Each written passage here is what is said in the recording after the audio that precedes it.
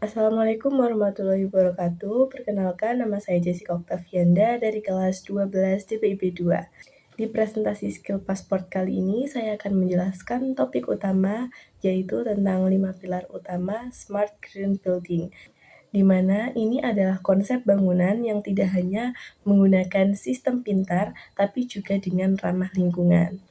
Mari kita mulai dari yang paling dasar, yaitu orientasi, matahari, dan juga sirkulasi, di mana pada saat kita membangun sebuah bangunan, kita harus memperhatikan arah menghadapnya, agar tidak terlalu terpapar oleh sinar matahari berlebih. Misalnya di negara Indonesia, kita sebaiknya tidak menghadapkan sebuah bangunan dalam satu sisinya itu menghadap ke barat karena akan menimbulkan paparan cahaya matahari yang sangat panas. Hal ini disebut dengan orientasi matahari. Kita juga bisa memaksimalkan cahaya matahari untuk didapatkan di dalam sebuah bangunan melalui skylight atau dengan menggunakan jendela besar agar cahaya matahari yang masuk itu lebih banyak dan bisa menjadikan efisiensi energi listrik agar tidak banyak menggunakan lampu di dalam bangunan. Serta kita juga bisa memanfaatkan sirkulasi udara dengan menggunakan ventilasi di setiap bangunan. Bisa juga dengan menggunakan cross ventilation agar udara bisa berjalan dengan lancar dan juga di dalam bangunan tersebut kita menjadi terasa lebih sejuk.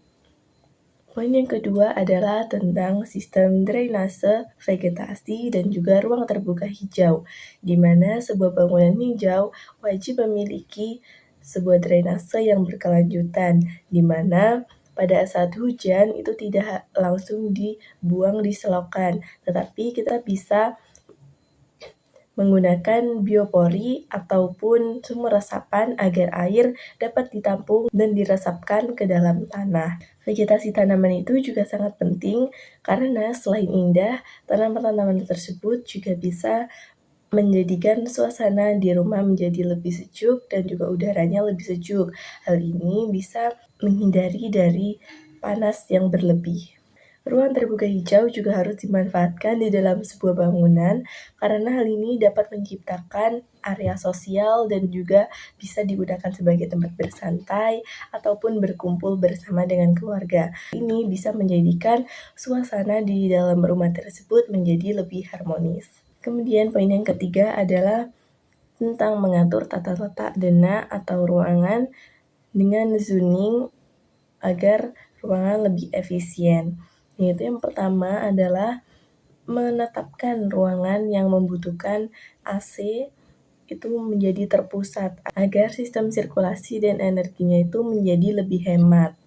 Tata masa dari sebuah bangunan juga harus sangat diperhatikan karena kita harus juga memperhatikan di mana sirkulasi udara dan juga sirkulasi cahaya mataharinya itu dapat masuk ke dalam sebuah bangunan dengan maksimal dan tidak menghalangi sirkulasi tersebut agar setiap ruangan dan juga bangunan tersebut menjadi lebih efisien. Dan yang paling terpenting di dalam sebuah bangunan juga harus terbuka dan dapat terpantau karena hal ini dapat mencegah terjadinya hal-hal buruk seperti bullying dan juga hal negatif lainnya seperti narkoba, rokok, dan yang lain sebagainya. Poin keempat, kita fokus pada penggunaan material, gaya, dan juga ornamen yang kita gunakan pada bangunan yang kita bangun. Kita harus memilih material yang ramah lingkungan, artinya kita menggunakan bahan-bahan yang bisa didaur ulang dan juga diproduksi dari energi yang rendah atau yang bersumber dari material lokal yang tidak menggunakan transportasi berlebih atau energi berlebih. Gaya bangunan dan juga ornamen bangunan yang kita gunakan juga harus mendukung dari sistem ini. Seperti pada saat kita menggunakan material tersebut atau ornamen tersebut, selain dia adalah dari bahan yang bisa didaur ulang, dia juga memiliki penggunaan yang sangat efisien seperti bisa melindungi dari paparan sinar matahari yang berlebih.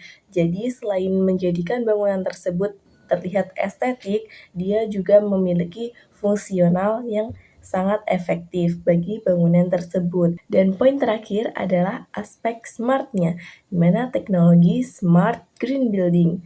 Ini melibatkan penggunaan teknologi cerdas seperti BMS atau Building Management System. Sistem ini adalah sistem yang mengontrol di semua peralatan di gedung itu, peralatan elektroniknya dalam satu titik terpusat. Jadi kita bisa mengontrol semua alat-alat yang digunakan di dalam sebuah bangunan tersebut secara terpusat agar lebih efisien. Kita juga bisa menggunakan sistem sensor gerak agar misalnya pada saat di rumah tidak ada orang, AC yang ada di rumah itu bisa mati sendiri. Hal ini dapat menghemat listrik yang digunakan pada bangunan tersebut. Dan semua data penggunaan energi, air, maupun suhu di dalam sebuah bangunan itu harus dicatat. Hal ini disebut manajemen berbasis data, di mana data ini akan digunakan untuk terus mengoptimalkan kinerja bangunan tersebut. Jadi dia semakin lama akan semakin pintar dan juga hebat. Jadi kesimpulannya, smart green building ini adalah gabungan antara desain pasif yang memanfaatkan alam dan juga teknologi cerdas atau kontrol otomatis. 5 poin tadilah yang memastikan bahwa sebuah bangunan tersebut tidak hanya canggih tetapi juga bertanggung jawab terhadap lingkungan sekitar yang menciptakan kenyamanan dan juga optimal bagi penghuninya. Sampai di sini dulu penjelasan singkat dari saya. Terima kasih atas atensinya. Wassalamualaikum warahmatullahi wabarakatuh.